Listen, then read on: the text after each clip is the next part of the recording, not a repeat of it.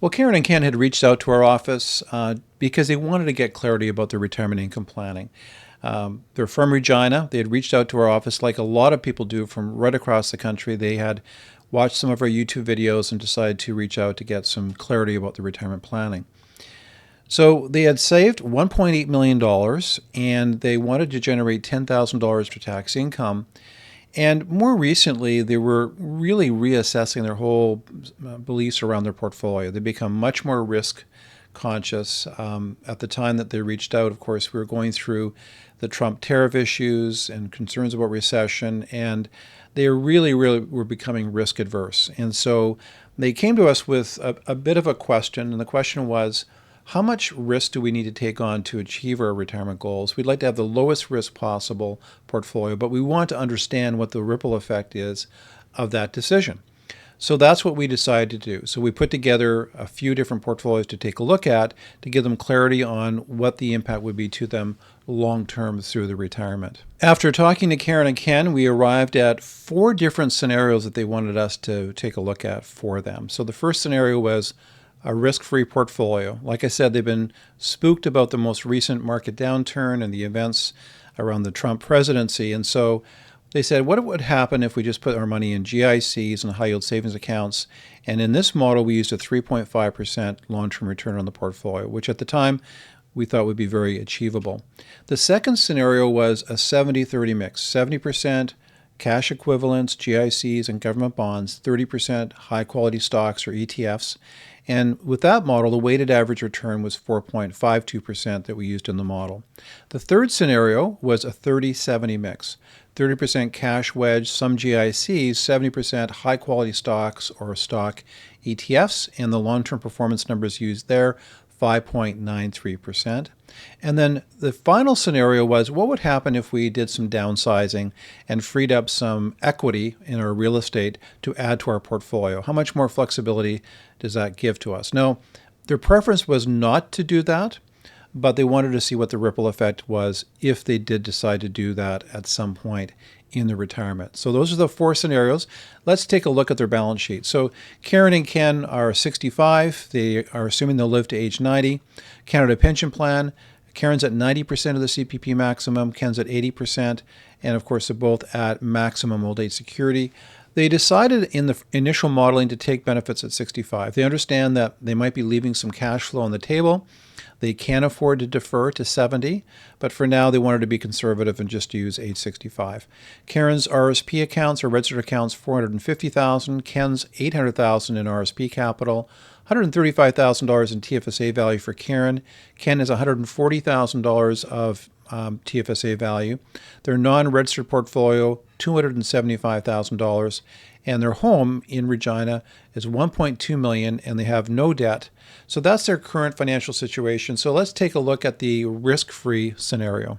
So let's look at the base case model, risk-free return of 3.5%. For all 4 scenarios, we used an inflation rate of 3%. So we assume that government benefits will be indexed at 3 and that their cash flow requirement of $10,000 per month net of tax would need to be indexed at 3% as well.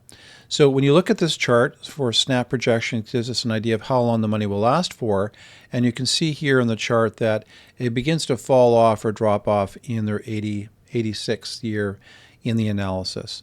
So, I mean, it was somewhat encouraging. If you look at the drawdown of assets, you can see the non-reg in yellow, their registered accounts in lighter green, and then the TFSA value gets used so that all financial assets are used by their 85th year.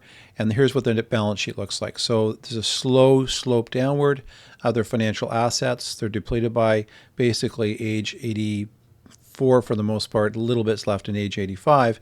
And now they're running into consistent shortfalls.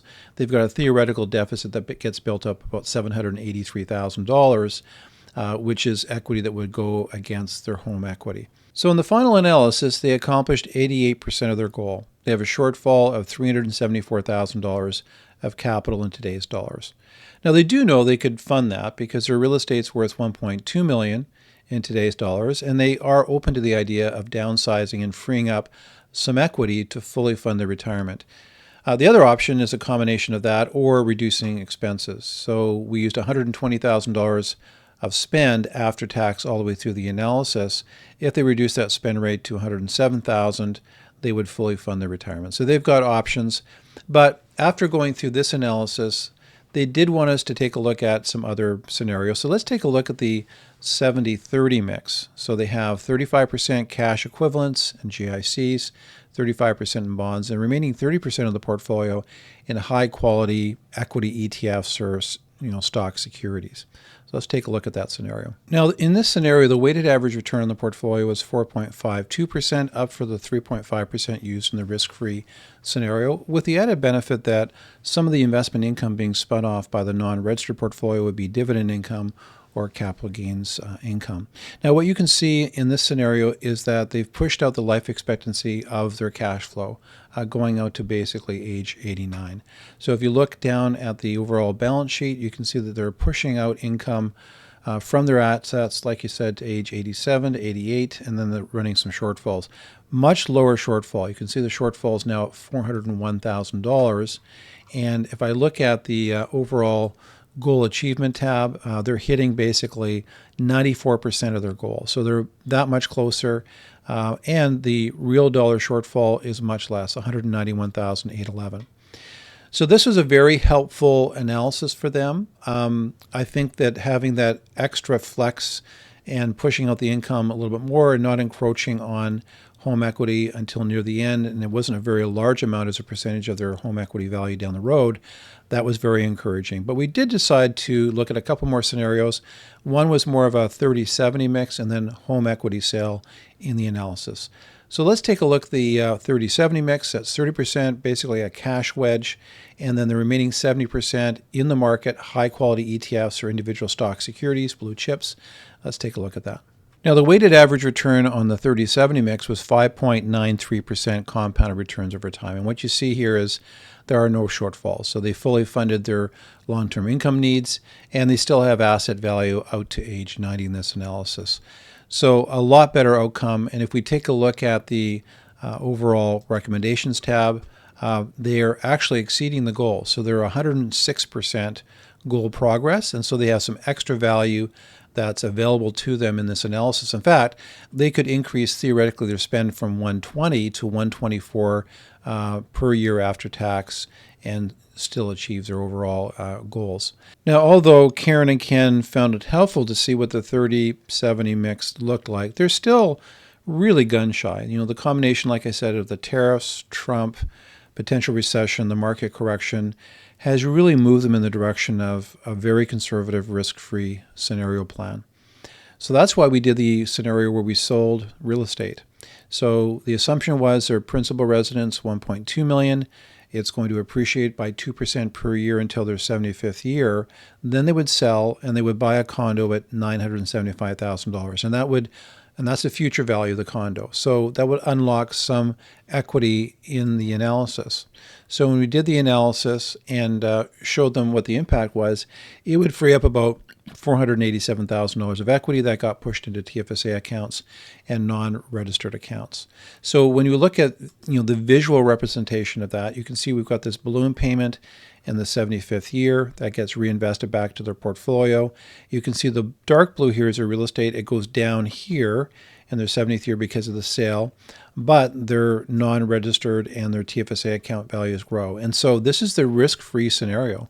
They're earning 3.5% per year, and they have enough assets so that by age 90, they had enough to make this work. Now, I think that they're actually very open to integrating real estate. I think at the end of the day, that's a likely scenario. And after going through these different iterations, I don't think they're going to hang their hat on a complete risk-free scenario. I think they're going to go with a scenario where it's likely going to be the 70-30 mix with the possibility of some real estate transactions down the road. And I think that's where they're going to land. So they're still taking a very cautious approach to their portfolio. We've, again, talked about timeline investing. I mentioned that if you feather in 30% equities into your portfolio, you do not need to touch those investments for a long time. So that, time is the investor's best friend. During times of volatility, that's a good time to buy back into equities. There's all kinds of reasons for that. And so at the end of the day, I think that's the move they're going to make. They'll have some position in equities, but they're going to overweight to GICs, high yield savings accounts, and other fixed income securities. Let's take a look at a comparison report that our projection software provides just to see each of the scenarios lined up against each other. One of the things I really like about the Snap projection software is its ability to create these comparison reports. So often when we work with clients, we're building multiple iterations, and so we want to conveniently compare the efficacy of each iteration against each other to see what the outcomes are and quickly assess which scenario might be the best scenario to pursue. So of course with Ken and Karen, we had the three scenarios: risk-free, base case scenario 3.5%, 70-30 scenario, and that was using 4.52% long-term returns, and then the 30-70 mix where we used returns of 5.93%.